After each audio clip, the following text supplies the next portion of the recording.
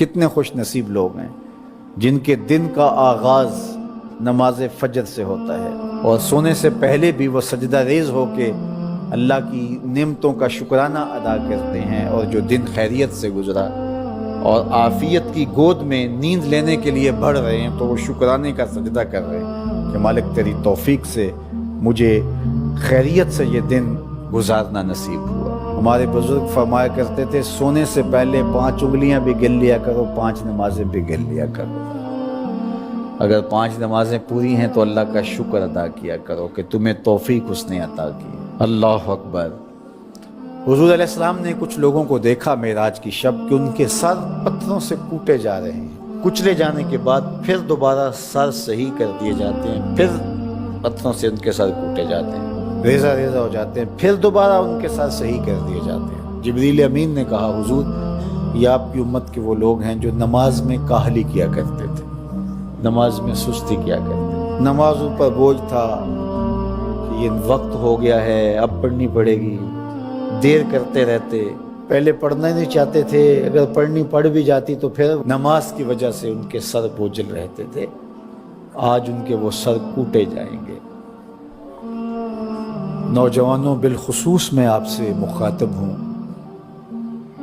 ماں باپ کو زور نہ لگانا پڑے، آپ کی منتیں نہ کرنی پڑیں، آپ کے ترلے نہ کرنے پڑیں، آپ کو جھڑکنا نہ پڑے، جب حیا علی الصلاۃ کی آواز آئے تو بستر سے چھلانگ لگا کے اٹھ جاؤ کہ میرے رب کا بلاوا ہے میرے نام۔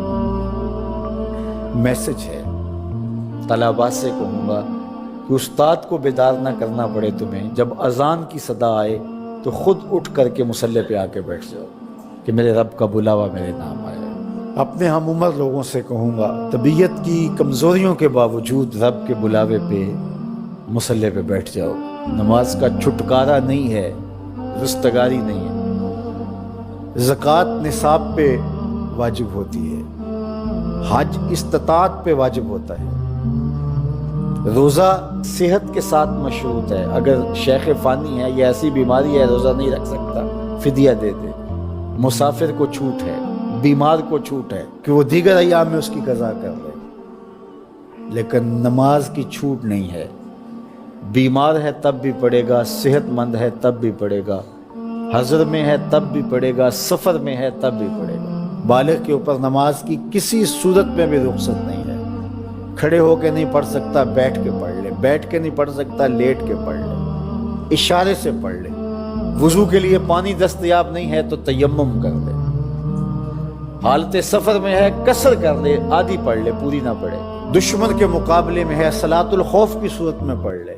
یہ نماز کا مسئلہ ہے، اتنی اہم نماز ہے۔ تو جن کے سر بوجھل رہے نماز سے، سردیوں میں ہوتا ہے اوپر نیچے نمازیں آ رہی ہوتی ہیں، ابھی عصر پڑھ کے گھر پہنچے تو پھر مغرب کی آ گئی، مغرب گھر کے پہنچے تو پھر عشاء کی آ گئی، تو کئی لوگ کہتے ہیں اے تو مولویاں نے آت چکی ایک، ابھی تو پڑھ کے آئے ہیں۔ تو کیوں شوق نہیں ہے تمہیں؟ ایک نماز کے بعد وہیں بیٹھ کے دوسری نماز کے انتظار میں مسجد میں قیام کرنے والا اللہ اکبر، فرشتے ناز برداریاں کرتے ہیں۔ مسجد میں صحابہ بیٹھ جاتے ہیں، ایک نماز پڑھی اب دوسری پڑھ کے جائیں گے، دوسری پڑھی تب تیسری پڑھ کے جائیں گے، اور جب نماز کا وقت آتا تو وہ انتظار کرتے کہ ابھی تک اذان نہیں ہوئی، اور حضور جب حضرت بلال حبشی رضی اللہ تعالی عنہ کو اذان کے لیے کہتے تو کہتے ارحنا یا بلال، بلال اٹھو ہمارے دل کو راحت پہنچاؤ۔ آنکھوں کی ٹھنڈک قرار دیا نا نماز کو، جعلت قرۃ عینی فی الصلاۃ، میری آنکھوں کی ٹھنڈک نماز میں رکھی گئی۔ تو یہ دل کا قرار ہے، راحت قلب محمد ہے صلی اللہ وآلہ وسلم۔ اللہ اکبر، یہ معراج کا تحفہ خاص ہے جو ہمیں نصیب ہوا۔